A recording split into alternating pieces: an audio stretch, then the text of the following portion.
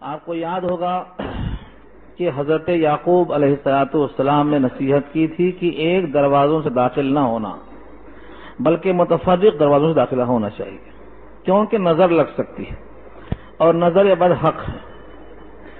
یہ انہوں نے اپنی خواہش پوری کی تھی تدبیر کے اعتبار سے، اس تدبیر سے حکم الہی ٹل نہیں سکتا۔ چنانچہ اس تدبیر کے باوجود بنیامین کو وہاں پر روک لینے کا مکمل فیصلہ ہو چکا، اور جیسے ہی بنیامین وہاں پہنچے، لکھا ہے مفسرین نے کہ ایک کمرے میں دو کی رہائش گاہ کا انتظام کیا۔ ظاہر یہ ہے کہ وہ 10 بھائی تھے،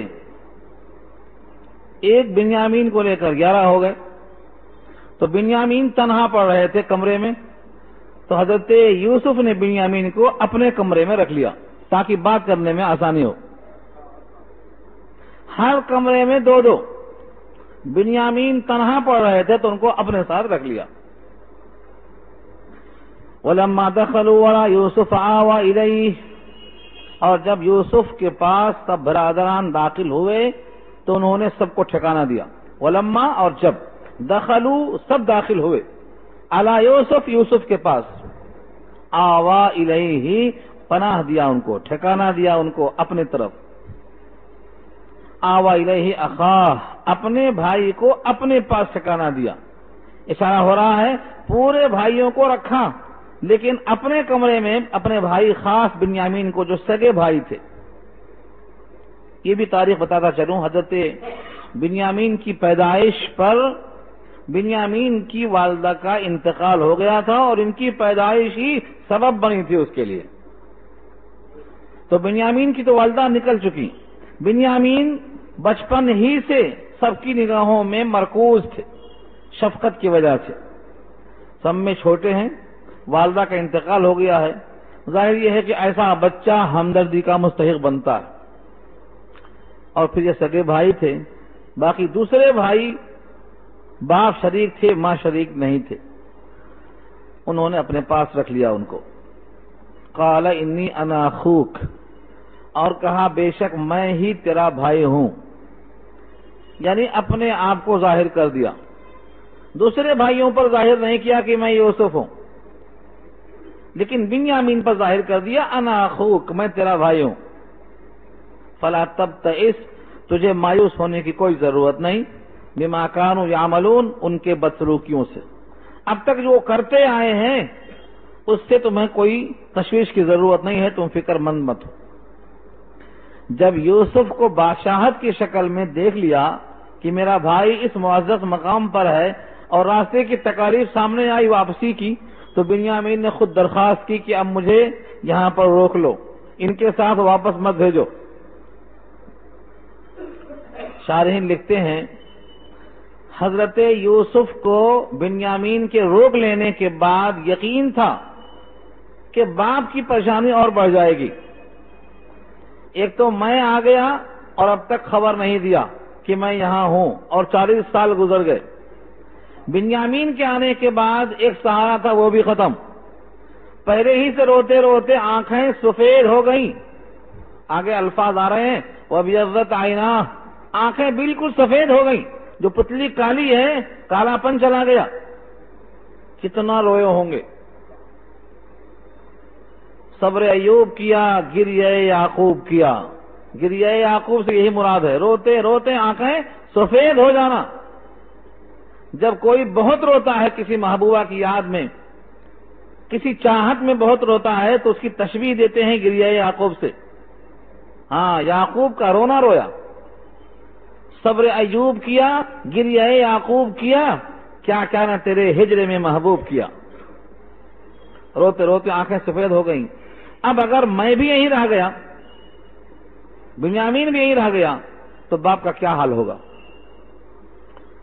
ایک پیغمبر کو اذیت میں مبتلا کرے اور اپنے رہنے کی اپنے باپ کو اطلاع نہ کرے، اس کا کوئی جواب نہیں لکھا شارحین نے، قرطبی اور مظہری نے لکھا ہے اس کے سوا اور کوئی شکل نہیں ہے کہ حضرت یعقوب کی ابتلا اور آزمائش کے لیے یہ اللہ کا حکم ہو تاکہ ان کی آزمائش مکمل ہو۔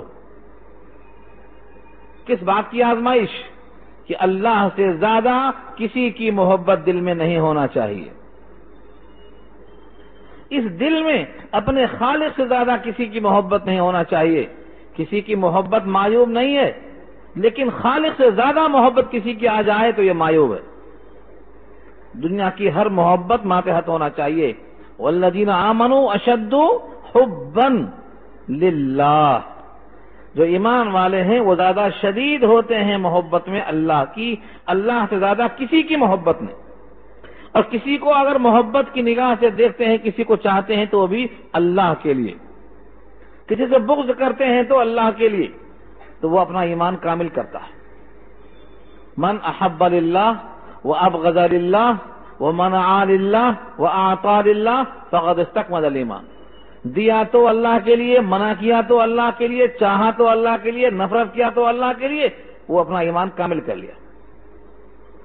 تو حضرت یعقوب نے اپنے فرزند کو چاہا، یہ فطری اور طبعی اور فطری محبت ہے، اس پہ کسی کا کوئی کنٹرول نہیں، لیکن اللہ کو یہ بات پسند ہے کہ اللہ کے بندے اللہ کو سب سے زیادہ چاہیں۔ یہ ابتلا اور آزمائش چل رہی ہے۔ فیصلہ یہ ہو گیا کہ ٹھیک ہے تم کو ہم روک لیں گے، لیکن اپنے پاس تمہیں روکنے کے واسطے بادشاہ کے قانون میں کوئی امید نہیں ہے۔ چور پکڑا گیا، اس کو ماریں گے، پیٹیں گے، زد و کوب کریں گے، جتنے کا مال چرایا ہے اس سے بڑھ کر جرمانہ لگائیں گے، چھوڑ دیں گے۔ روکنے کی شکل کیا ہو سکتی ہے؟ اس لیے ان کو سکھلا دیا کہ حضرت یعقوب کے مسلک میں، حضرت یعقوب کی شریعت میں چور کی سزا یہ ہے کہ وہ چور جس کی چوری کرتا ہے اسی کا غلام بن جاتا ہے۔ لہذا پہلے تو اعلان کیا، قافلے والوں تم چور ہو۔ انہوں نے کہا کیا چوری ہوا ہے؟ کہا بادشاہ کے پانی کا پیالہ، بادشاہ کا ایک برتن۔ کہا تم جانتے ہو کہ ہم چور نہیں ہیں، ہم تو بڑے مقصد سے آئے تھے۔ کہا یہ چھوڑ دو کہ تم چور ہو کہ نہیں ہو، یہ بتاؤ اگر تمہارے پاس سے برآمد ہوا اور تم جھوٹ ثابت ہوئے تو تمہاری سزا کیا ہوگی؟ ان کو یقین تھا کہ ہم نے یہ حرکت کی نہیں ہے، برآمد ہوگا نہیں، جھٹ سے کہہ دیا اگر کسی کے پاس برآمد ہوا تو وہی اس کا ذمہ دار ہے، اس کا وہی بدل ہے، یعنی وہ غلام بنا لیا جائے۔ فرماتے ہیں بادشاہ کے مسلک پر یوسف کو روکنے کا کوئی اختیار نہیں تھا، لیکن یعقوب کے مذہب پر روکنے کا اختیار تھا، اس لیے ان سے ہی پوچھ لیا کہ تم بتاؤ سزا کیا ہوگی۔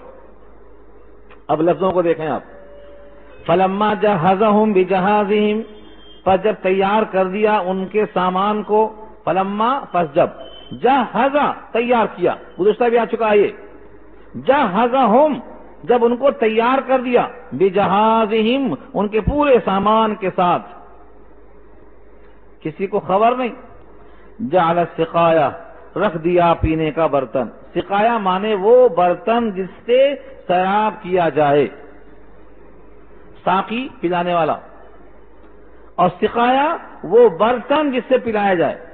ظاہر یہ ہے کہ بادشاہ کا برتن، پیالہ اس زمانے کا بعض کہتے ہیں زبرجد کا تھا، بعض کہتے ہیں یاقوت کا تھا، بعض کہتے ہیں سونے اور چاندی کا تھا، واللہ عالم، اتنا تو طے ہے کہ بادشاہ کا تھا اور قیمتی تھا۔ جعل السقایا رکھ دیا پینے کا برتن، فی رحل اخی اپنے بھائی کے اسباب میں،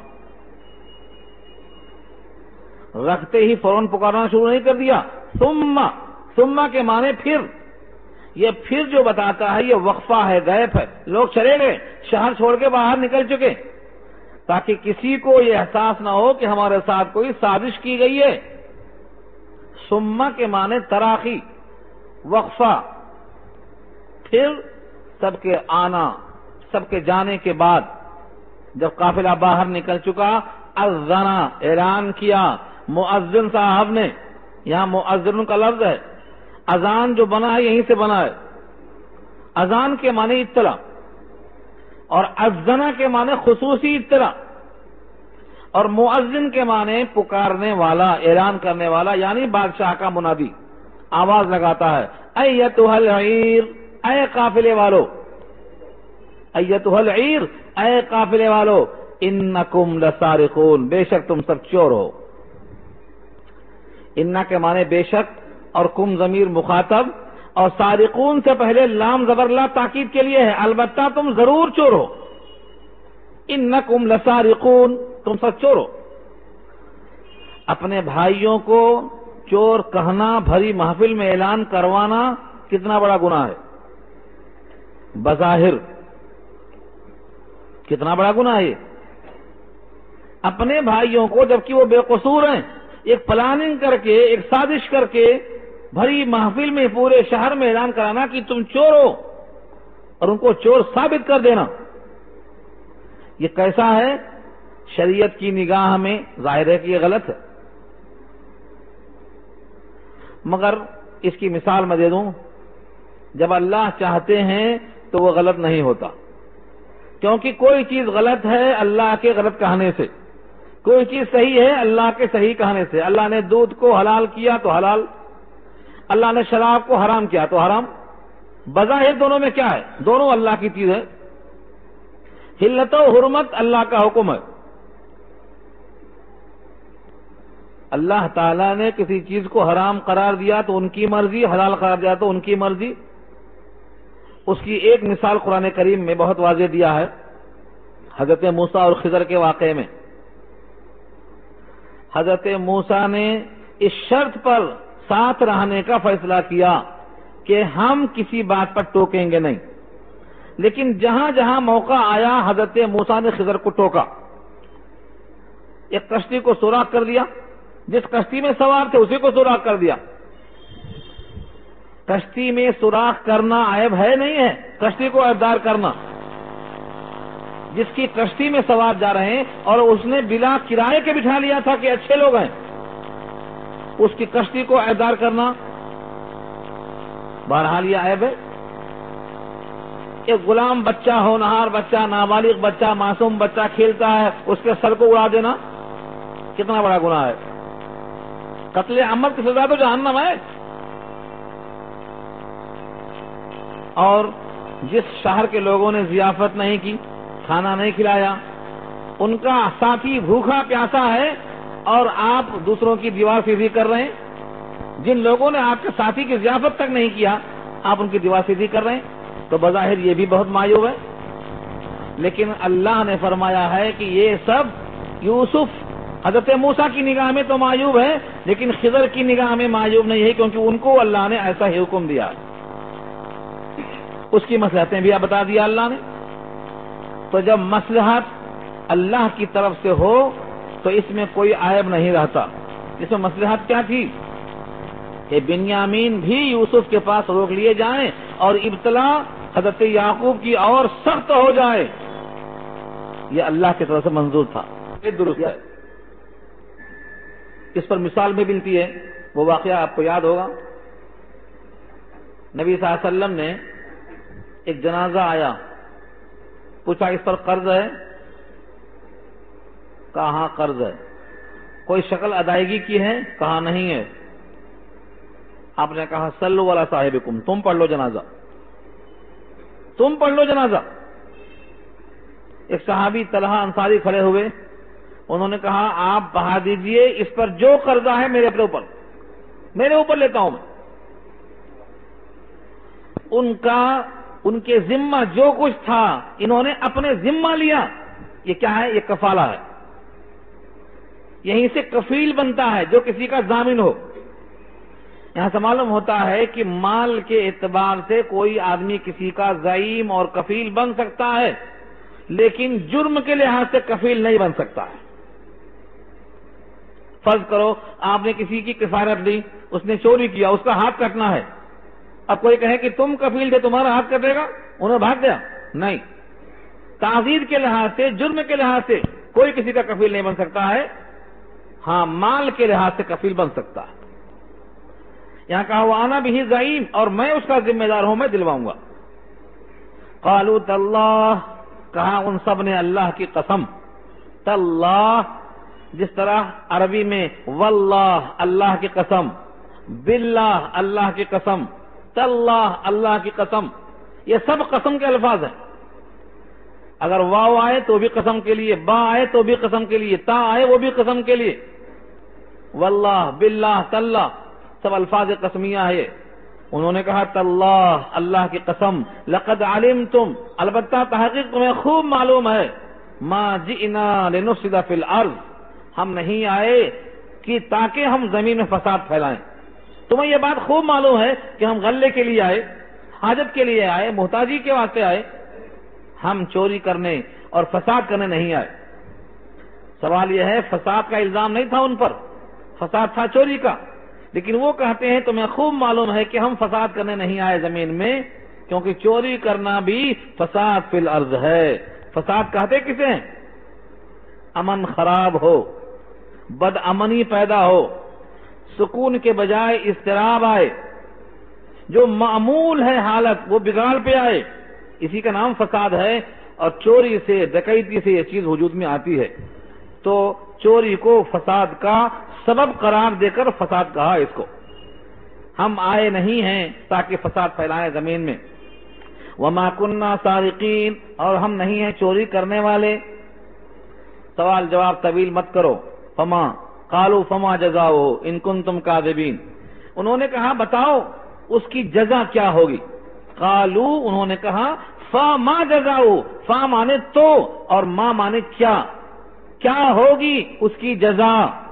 ان کنتم کاذبین، اگر تم جھوٹے ثابت ہو گئے، اگر تم جھوٹے ہو اپنے دعوے میں، تم سارق نہیں ہو، سارق ثابت ہو جاؤ، فسادی نہیں ہو، ثابت ہو جاؤ، تمہارا کذب کھل جائے، ما جزاؤہ، اس کا بدلہ کیا ہوگا. قالوا جزاؤہ، کہا انہوں نے اس کا بدلہ ہے من، وہی شخص، من مانے وہ شخص، اس کا بدلہ ہے وجد فی رحلہ، جس کے کجاوے میں سامان برآمد ہوا، فہو جزاؤہ، سو وہی ہے اس کی جزا. یعنی ان کے منہ سے کہلوا لیا کہ جو چور پکڑا جائے گا وہی سزا بن جائے گا، اس کو غلام بنا کر روک لیا جائے. اللہ فرماتے ہیں کہ یہ تدبیر بتائی گئی ہے. کذالک نجزی الظالمین، ہم ایسا ہی بدلہ دیتے ہیں ظالمین کو. ظالمین کیوں کہا؟ کیونکہ وہ 10 بھائیوں پر الزام لگے گا چوری کا. ایک ساتھی نے چوری کی تو گویا سب نے چوری کی، سب پہ الزام لگے گا. انہوں نے آج تو سچ کہا ہے لیکن ہمیشہ جھوٹ بولتے آئے ہیں، ہمیشہ جرم کرتے آئے ہیں، ہمیشہ ان بھائیوں کے ساتھ بغاوت کرتے آئے ہیں، لہذا ان پر آج یہ جرم ثابت ہوگا، بدلہ ان کو ملا. کذالک نجزی الظالمین. ان لوگوں نے تلاشی شروع کی. اگر پہلے ہی نمبر پہ کھولتے بنیامین کا سامان تو لوگ کہتے اچھا اس نے یہاں رکھا تھا، رکھتے ہی کھول دیا اور پکڑ لیا. انہوں نے کیا کیا؟ پہلے دوسروں کا سامان لیا، بنیامین کا سامان سب سے آخر میں کھولا تاکہ کسی کو خبر نہ ہو. فبدأ بأوعيتهم قبل وعاء أخيه، فبدأ، پس شروع کیا، بأوعيتهم، ان کے برتنوں کو تلاش کرنا. اوعیتن جمع ہے، وعاء یہاں موجود ہے، اس کا واحد ہے. وعاء کے معنی وہ برتن جو کجاوے کی شکل میں اونٹ پہ رکھا جاتا تھا، تھیلوں کی شکل میں، جس کو ہم جل کہتے ہیں کبھی کبھی. اونٹ پر سامان لانے کے لیے، جیسے آج کل آپ کی گاڑی ہے، اسکوٹر ہے، ٹکی لگاتے ہیں سامان لانے کے لیے، اب اس کو ٹکی کہیں گے، ڈکی کہیں گے. ہر زمانے کے لحاظ سے یہ اونٹ پر باندھنے کا سامان اس تھیلے میں آیا کرتا تھا، اس کو اوعیہ کہا، جمع، اور واحد اس کی وعاء. سب کے تھیلوں کو دیکھنا شروع کیا قبل وعاء اخیہ، اپنے بھائی کے تھیلوں سے پہلے. سب تلاش کرنے کے بعد 11واں نمبر آیا بنیامین کا. ثم، پھر استخرجہا، نکالا ان کے سامان میں سے اس کو. استخرجہ، ہاں، یہ ہاں کی ضمیر جو پروناؤن ہے یہ لوٹتی ہے اسی پیالے کی طرف. ثم استخرجہا، پھر نکالا اس برتن کو، من وعاء اخیہ، اپنے بھائی کے سامان سے. سامان نکل چکا، یوسف مجرم بن گئے. یوسف نے اب کیا کیا؟ یوسف نے بنیامین کو روک لیا. اللہ فرماتے ہیں تمام تدبیر یوسف کی طرف نہیں ڈھکیلنا، کذالک کدنا، ایسے ہی ہم نے داؤں کیا. یہ کدنا میں جو نا کی ضمیر ہے لوٹتی ہے اللہ کی طرف. کذالک کدنا لیوسف، اس طرح سے ہم نے تدبیر سکھایا یوسف کو کہ اپنے بھائی بنیامین کو ایسا روک لو. آگے اللہ نے اس قانون کی وضاحت کر دی کہ اگر ملک مصر کا قانون نافذ ہوتا تو ملک مصر کے قانون کے مطابق بنیامین کو روکنا جائز نہیں تھا، لیکن حضرت یعقوب کے ملک میں جو قانون چلتا تھا یعنی کنعان میں، وہ ان سے وعدہ کرا لیا پہلے کہ اگر سامان نکلا تو سزا کیا ہوگی. انہوں نے کہا جس کے پاس سامان نکلے گا وہ اس کا غلام بنا کر رکھ لیا جائے گا. ما کان لیاخذ اخاہ فی دین الملک الا ان یشاء اللہ، نہیں تھا تاکہ لے لے اس کے بھائی کو بادشاہ کے دین میں مگر یہ کہ چاہا اللہ.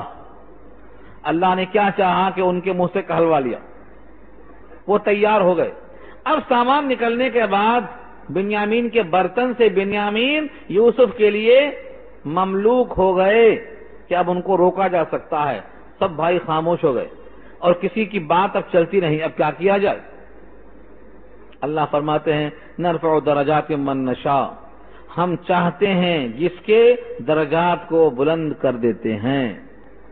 اب یہ پورے بھائی اب تک مہمان تھے اور اب یہ پورے بھائی مجرم ہیں، اور اس جرم کے اندر پوشیدہ ہے رفع درجات بنیامین کا کہ اب وہ بادشاہ کے ہم نشین ہوں گے اور بادشاہ کے ہم رکاب ہوں گے اور بادشاہ کے ساتھ ساتھ ہوں گے. یہ نرفع درجات ہے. ایک بھائی کو اللہ نے بلند کیا اور بقیہ بھائیوں کو اللہ نے اس چوری کے الزام میں مسلط کر دیا.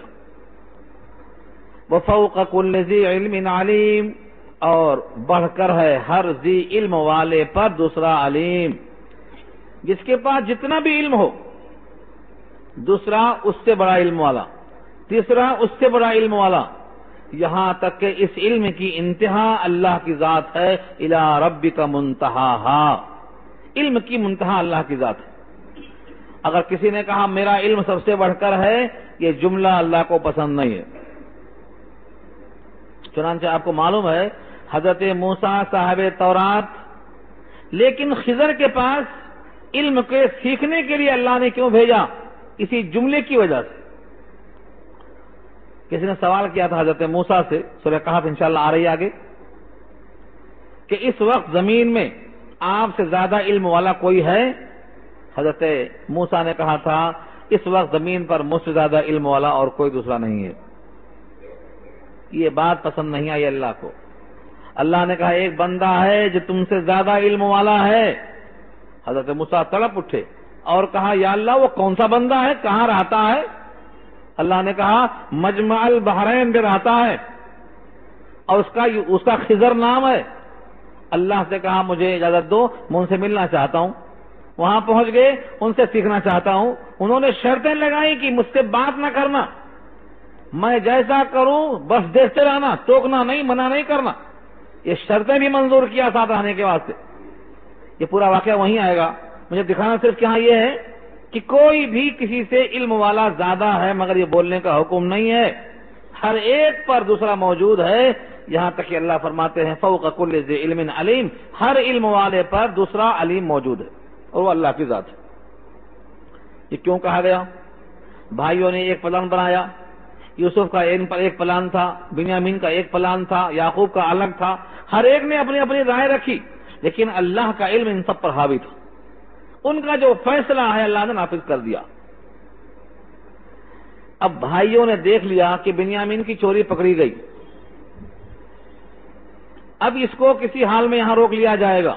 اب ہم 10 کو واپس جانا ہے اور والد محترم سے وعدہ کر کے آئے ہیں کہ بنیامین کو ہم واپس ضرور لائیں گے، اس کا حفاظت کریں گے، اور پہلے کی طرح جو ہوا واقعہ یوسف کے ساتھ ویسا نہیں ہونے دیں گے. سب وعدہ کیا تھا. اب کہہ رہے ہیں کہ کیا ہوگا اس وعدے کا. اس سے پہلے کہ ادھر سوچتے، ایک موقع ملا بولنے کا بنیامین کے بھائی پر. یوسف سامنے موجود ہیں، بادشاہ ہیں، اور یہ پورے بھائی مجرم ہیں، حالت جرم میں ہیں، لیکن کیا کہتے ہیں، اس نے اگر چوری کی تو کوئی خاص بات نہیں، اس کا ایک بھائی اور تھا بچپن میں، اس نے بھی چوری کیا تھا، پکڑا گیا تھا۔ کس کو کہہ رہے ہیں چور؟ یہ یوسف سے، یوسف کو چور کہہ رہے ہیں۔ قالوا، انہوں نے کہا، ان یسرق، اگر یہ چوری کرتا ہے، فقد سرق اخ له من قبل، تو تحقیق کی چوری کر چکا ہے ان کا ایک بھائی اس سے پہلے۔ بنیامین کا ایک بھائی اور کون تھا؟ یوسف۔ یوسف کو پہچانتے نہیں، مگر یوسف ان کو پہچان رہے ہیں، اور یوسف اچھے موقف میں ہیں، ان پوروں کی گردنیں مار سکتے، لیکن یہ بھائی اپنے فطرت میں اڑے ہوئے ہیں اور کہتے ہیں اس نے چوری کیا تو کوئی خاص بات نہیں، اس کا ایک بھائی اور تھا، وہ بھی چور تھا۔ یہ نہیں سوچا کہ اس کا بھائی بھی میرا بھائی تھا اور یہ بھی میرا بھائی ہے، اور ہم تینوں کا باپ ایک ہی تو ہے۔ اگر اس پر حرف آئے گا تو نسب پہ حرف آئے گا، اگر خاندان پہ حرف آئے گا تو ہمارا خاندان ایک ہی ہے، مگر آدمی دوسروں کی تحقیر میں اتنا گر جاتا ہے کہ اپنے تحقیر کی خبر نہیں رہتی، دوسروں کی توہین اور تذلیل میں اتنا نیچے گر جاتا ہے کہ اس سے اپنی بھی کتنا تذلیل ہوگی اس کا احساس نکل جاتا ہے۔ لوگ کہتے ہیں اسی واسطے گندگی پر پتھر مت پھینکو، اچھل کے آئے گی، اچھل کے آئے گی، وہ تو ہے ہی گندگی، لیکن تم گندگی سے قریب مت جاؤ۔ قرآن میں کہا اللہ نے مومن کی شان یہ ہے وَإِذَا مَرُّوا بِاللَّغْوِ مَرُّوا كِرَامًا، ایسا موقع آئے تو گزر جانا شریفانہ انداز پر، چھیڑ چھاڑ نہیں کرنا۔ ان بھائیوں نے یہ بات کیوں کہی؟ ایک سوال پیدا ہوتا ہے، کیا بچپن میں یوسف نے واقعی چوری کی تھی یا ان بھائیوں نے ایسا ہی کہہ دیا؟ سچ تو یہ ہے کہ بنیامین نے بھی کون سی چوری کی تھی، بنیامین کو بھی روکا گیا چوری کا الزام لگا کر، بچپن میں بھی یوسف کو روکا گیا تھا چوری کا الزام دے کر۔ آپ کو یاد ہے نا، میں نے کہا تھا کہ جیل خانے کے قیدیوں نے کہا تھا ہمیں آپ سے بڑی محبت ہو گئی ہے، اب مت جاؤ آپ باہر۔ انہوں نے کہا ہم سے محبت مت کرو۔ جب کسی نے محبت کی ہے تو آفت ہم پر آئی ہے۔ تو شروع کہاں سے کیا تھا؟ وہی چوری کا واقعہ جو پھوپھی کے ساتھ پیش آیا تھا۔ قرآن کریم کی آیتوں میں وہ واقعہ نہیں ہے، لیکن اس جگہ پر شارحین لکھتے ہیں کہ ان یسرق فقد سرق اخ له سے مراد سابقہ کون سی چوری ہے؟ تو کہتے ہیں بنیامین کی پیدائش پر بنیامین کی والدہ کا انتقال ہو گیا تھا، اب بچہ ہے اور ماں نہیں ہے، چھوٹا بچہ آج پیدا ہوا، ماں مر گئی، اس کی تربیت کون کرے گا؟ حضرت یعقوب کو ایک عورت کی ضرورت پیش آئی جو اس کی تربیت کرے۔ اپنے ہی خاندان میں سے بنیامین کی پھوپھی یعنی حضرت یعقوب کی بہن یعنی حضرت اسحاق کی بیٹی مل گئی، پھوپھی نے بچے کی پرورش کیا۔ بنیامین کی شکل و صورت اتنی پیاری، اتنی اچھی لگی، اور ساتھ میں یوسف آتے تھے۔ یوسف کی تربیت، بنیامین کی تربیت ہو رہی ہے۔ جب دیکھا حضرت یعقوب نے کہ اب بچے بڑے ہو گئے ہیں، میرے ساتھ رہ سکتے ہیں، تو بہن سے کہا اب بچوں کو ہمارے پاس حوالے کر دو۔ ادھر پھپھو کو ان کے دیکھے بغیر چین نہیں آتا، اب کیسے روکیں؟ بہت منایا، کوشش کیا، وہ نہیں مانے، کہا نہیں بچے بڑے ہو گئے حوالے کر دو، ہمارے پاس بچے رہیں گے۔ اور دل میں محبت کا وہ دریا ہے کہ دل چاہتا ہے یوسف آنکھوں میں رہیں، بنیامین سامنے رہیں۔ ان کے ساتھ بچپن گزرا ہے، کئی سال گزرے ہیں، اور ماں کی محبت جس طرح ہوتی ہے اس بچے کی معصومیت سے دل میں بھر آئی، تو انہوں نے تدبیر کیا۔ ایک پٹکا کہتے ہیں کمر بند کو، جو چمڑے کا بنتا تھا اس زمانے میں اور بڑا قیمتی ہوتا تھا، اس میں سونے چاندی جڑتے تھے، اور یہ پٹکا اور کمر بند حضرت اسحاق کے پاس سے ملا تھا ان کو، وہ ایک نشانی تھی۔ اس کمر بند کو انہوں نے حضرت یوسف کی کمر میں باندھ دیا، کسی کو خبر نہیں کہ کمر بند بنا ہوا ہے، یوسف کو دے دیا، چھوڑ دیا۔ چلے گئے جب تو یہاں گھر میں آواز کیا کہ ہمارا کمر بند غائب ہو گیا، پٹکا چرا لیا گیا۔ اب تلاش ہوئی، تلاش کرنے کے بعد جا کر کے یوسف کی کمر میں برآمد ہوا۔ اب اس قاعدے کے لحاظ سے حضرت عزیز مصر کی بیوی نے محبت کیا تو جیل خانے میں ڈال دیا گیا. اب تم محبت کرو گے تو شاید پھانسی پہنچنا پڑے گا. تم مجھ سے محبت مت کرو. جب محبت کوئی کرتا ہے تو مصیبت مجھ پر آتی ہے. یہ الزام پر اشارہ تھا کہ بنیامین کے بھائی یوسف نے بھی ایسی چوری کی تھی. اب سوچو، آپ اگر بادشاہ ہوں اور آپ بے قصور ہوں اور آپ کا بھائی مجرم ہو، آپ اس کو پہچانتے ہو، وہ آپ کو نہ پہچانتا ہو، اور آپ کے گویا غیاب میں ایسی بات کہہ رہا ہے کہ اس نے چوری کی تھی بچپن میں، کتنا بےتاب طبیعت ہوگی کہ میں ظاہر کر دوں. لیکن یوسف نے اس موقف کو بھی ظاہر نہیں کیا اور اب بھی چھپایا دل میں. آگے کے الفاظ دیکھیے، حضرت یوسف نے کیا کہا؟ فَأَسَرَّهَا يُوسُفُ فِي نَفْسِهِ. أَسَرَّ يُسِرُّ، اصرار، چھپانا، راز بنانا. فَأَسَرَّهَا، اس عیب کو بھی چھپا لیا یوسف نے، فی نفسه، اپنے جی میں. وَلَمْ يُبْدِهَا لَهُمْ، اور ظاہر نہیں کیا ان کے واسطے اس الزام کو کہ میاں تم جھوٹ بکتے ہو، میں تھا یوسف، میں نے کب چوری کی تھی. کس قدر ضبط ہے، کس قدر تحمل ہے کہ راز الہی کو فاش نہیں کیا. اتنا ضبط، اتنا تحمل، یہ اللہ کی عطا ہے. کسی کے پیٹ میں بات پچنا یہ بہت بڑی خوبی ہے. ہاں، آپ کسی سے کہو کہ بھائی یہ بات میں تم سے بولتا ہوں، کسی کو نہیں بولنا. ساتھی کہتے ہیں یہ بیوقوف ہے. اگر تم سے یہ بات سن کر کسی کو نہ کہے تو اس کا ضمیر، اس کا پیمانہ سمجھو بڑا گہرا ہے. اگر تم سے کوئی بات سن کر کسی کو منتقل نہ کرے تو یہ جملہ نہیں کہنا چاہیے کہ کسی سے نہ کہنا. نہ کہنا بولنے کے بعد ضرور کہے گا. حدیث میں آتا ہے الانسان حریص فیما منع، انسان حریص ہے اس کام میں جس سے منع کیا گیا. مت پیو تو پیے گا، بیڑی نہیں پینا برابر پیے گا. کیوں پی رہا ہے بھائی؟ اس میں مزہ ہے، مسالہ ہے، کڑوا کڑوا ہے. جس نے پہلی بار پیا ہے اسے تو ٹھسکا لگ جائے گا، مرنے کے قریب ہو جائے گا وہ پی رہا. تو جس چیز کے روکا گیا ہے انسان نہیں مانتا، اور جس کام کے لیے حکم دیا گیا ہے اس میں کتراتا پھرتا ہے. انسان کی فطرت ہے. تو یہ میری بات کسی سے نہ کہنا، یہ بولنا غلط ہے. اگر آپ کچھ نہ کہیں تو شاید نہ کہے گا، لیکن جب منع کر دیں گے تو ضرور کہے گا. فطرت ہے انسان کی. الانسان حریص فیما منع، روکا گیا تو نہیں مان سکتا. یہ اس آیت میں حضرت یوسف نے چھپا کے رکھا اور دل میں ایک بات کہا، قال انتم شر مکانا.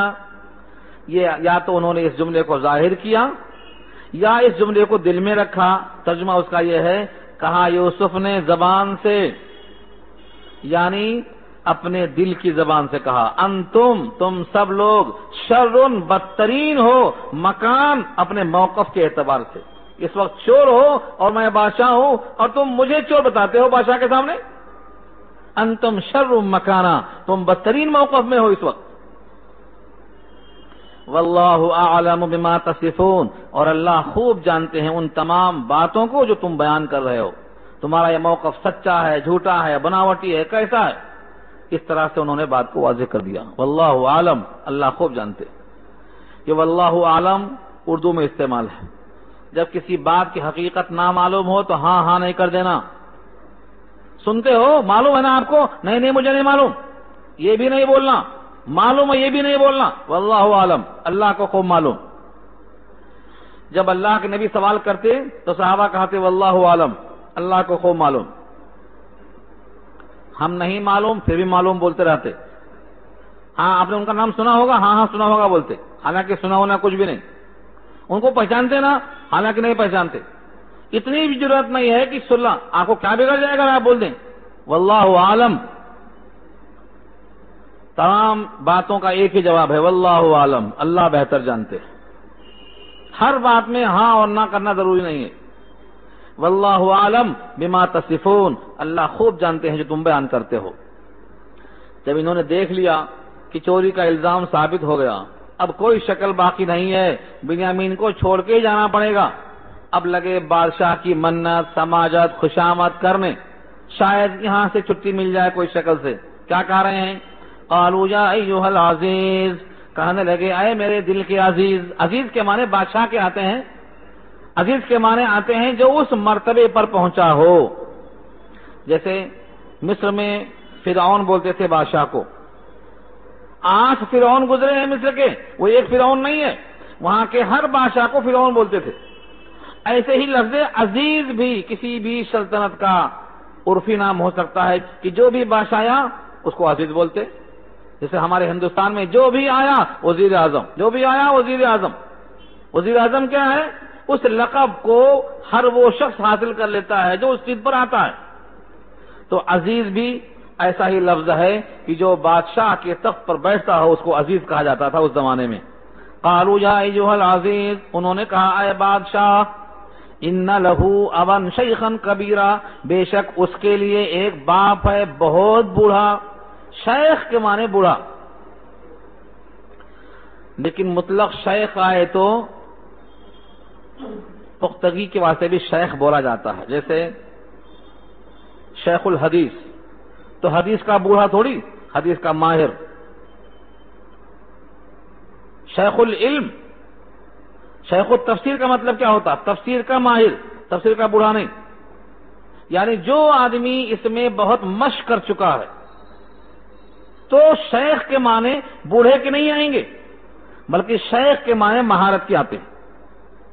اس کے بعد صفت لگائی ساتھ میں کبیرہ کی، یعنی وہ بہت بوڑھے ہیں، بڑھاپا ان کا ظاہر کرنے کے واسطے لفظ کبیر استعمال کیا۔ ان لہو ابن شیخن کبیرہ، بے شک ان کے لیے ایک بوڑھے باپ ہیں، مراد ہیں حضرت یعقوب۔ یوسف خوب جانتے تھے اس چیز کو۔ بھائیوں نے کہا فخذ احدنا، ہم میں سے کسی ایک کو پکڑ لو، مکانہ، اس کے بدلے میں۔ بنیامین کو چھوڑ کر ہم 10 میں سے کسی کو پکڑ لو۔ انا نراک من المحسنین، بے شک ہم آپ کو دیکھتے ہیں کہ آپ بڑے احسان کرنے والے ہیں، بڑے محسن ہیں، بڑا کرم فرمائی ہے آپ کے اندر، لہذا ہماری یہ خواہش ہے کہ مجرم کے بدلے دوسرے کو پکڑ لو۔ انہوں نے کہا یہ کیسے ہو سکتا ہے، کرے کوئی بھرے کوئی، چور ایک ہوئے پکڑے کسی اور کو ہم؟ قال معاذ اللہ، کہا اللہ کی پناہ۔ یہ وہی جملہ ہے جو پیچھے کہہ چکے ہیں زلیخا کی دعوت پر، قال معاذ اللہ انہ ربی احسن مثواہ، ایسی غلطی میں کروں مجھے اللہ کی پناہ، وہ تو میرا پناہ دینے والا، ٹھکانہ دینے والا ہے۔ یہاں بھی کہا قال معاذ اللہ، اللہ کی پناہ، ان ناخذ الا ما وجدنا متاعنا عنده انا اذا لظالمون، مگر یہ کہ ہم پکڑیں اسی کو جس کے پاس ہمارا سامان برآمد ہوا ہے، اگر ہم دوسرے کو پکڑ لیں گے تو ہم ظالم ہو جائیں گے۔ یہ کیسے ہو سکتا؟ جو شخص چوری میں پکڑا گیا ہے اس کے علاوہ کسی کو پکڑیں گے تو ظلم ہوگا۔ کوئی آدمی اپنا جرم دوسرے پر لگا دے، وہ اقبال بھی کر لے تو بھی قانوناً یہ درست نہیں ہے، چور ہی کا ہاتھ کاٹا جائے گا اور چور ہی کو پکڑا جائے گا، دوسرے کو نہیں پکڑا جا سکتا۔ انہوں نے کہا اللہ کی پناہ، کسی حال میں تیار نہیں ہو اس کے لیے۔ اللہ کی پناہ کیوں کہا؟ کیونکہ اللہ کا حکم توڑ کر اللہ کے عتاب کو دعوت دینے سے اللہ کی پناہ یوں ہے۔ وہ اللہ جس کا حکم ہم پر ماننا لازم ہے، آپ کے بولنے سے وہ حکم تبدیل کر دیں، مجرم کو چھوڑ کر غیر مجرم کو پکڑ لیں، ہم اس سے اللہ کی پناہ چاہتے ہیں۔ ان ناخذ، کہ ہم پکڑیں، مگر اس شخص کو وجدنا متاعنا، کہ ہم نے پایا ہے ہمارا سامان، عنده، اس کے پاس۔ انا، بے شک ہم، اذن، تب تو، لظالمون، ظالموں میں سے ہو جائیں گے، یعنی اگر ہم کسی کو پکڑ لیں۔ نتیجہ کیا ہوا؟ بنیامین ہی پکڑے گئے، کسی اور کو نہیں پکڑا۔ ان تمام بھائیوں نے دیکھ لیا کہ اب تو مجبور ہو گئے، اب کیا کریں؟ سب کے سب اس بات سے مایوس ہو گئے کہ اب ہم کو واپس جانا پڑے گا، بنیامین کو چھوڑنا پڑے گا، اب کیا پروگرام بنایا جائے، کس طرح سے گفتگو کی جائے؟ اب سب بیٹھ کے آپس میں مشورہ کرتے ہیں۔ کیا مشورہ کرتے ہیں؟ تم نے پہلے ہی اپنے ابا سے وعدہ کیا ہے کہ بنیامین کو ساتھ ضرور لائیں گے، کوئی کوتاہی نہیں کریں گے۔ اب اس وعدے کی خلاف ورزی ہو گئی، اب یہاں سے ہم جا نہیں سکتے، یا تو والد محترم ہم کو یہاں سے بلائیں اور یا تو اللہ کی طرف سے کوئی فیصلہ نافذ ہو، کیونکہ ہم نے جو وعدہ کیا تھا وہ ہمارے علم کے حساب سے کیا تھا، ہمیں کیا خبر تھی کہ وہاں جا کر چوری کر لیں گے اور پکڑے جائیں گے، ہمیں آئندہ کا علم تو حاصل نہیں ہے۔ اس لیے جب سب کے سب مایوس ہو گئے تو اب بیٹھ کے مشورہ کر رہے ہیں۔ اس مشورے کے پورے الفاظ اگلے رکوع سے انشاءاللہ آئندہ ہفتے میں آئیں گے۔